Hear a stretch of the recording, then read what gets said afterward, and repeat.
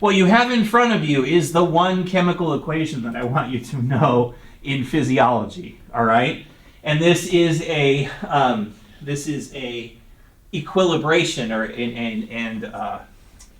what do we call those?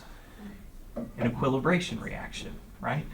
Okay, so CO2 and water, if we combine those two under the right conditions, we get carbonic acid, right? That's what's in your soda pop, right? They took CO2, they put it in water, they crammed the two together under high pressure, we get carbonic acid.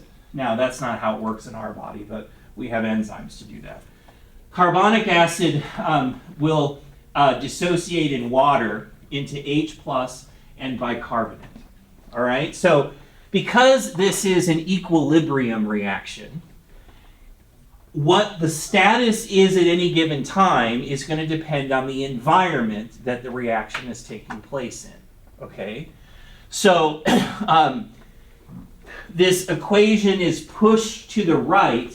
In other words, we get more bicarbonate and more hydrogen ion when we have elevated CO2 production, decreased CO2 elimination, an increase of pH, or an increase of base, or a decrease of acid, right? All of those things are going to have a tendency to push this equation this way. In other words, where we'll have more hydrogen ion and more bicarb.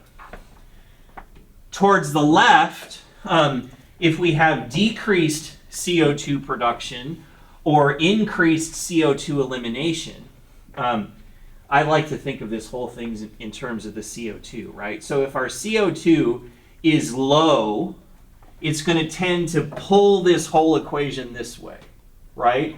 Because to replace the low CO2, we're going to take it from the bicarbonate, right? So if we breathe faster, or we do less, in other words, we produce less CO2, then this equation is pushed this way.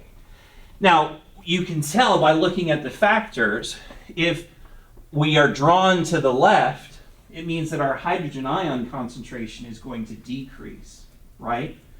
So one caveat to this is for every molecule of CO2 that we breathe off, we get rid of a hydrogen ion, right?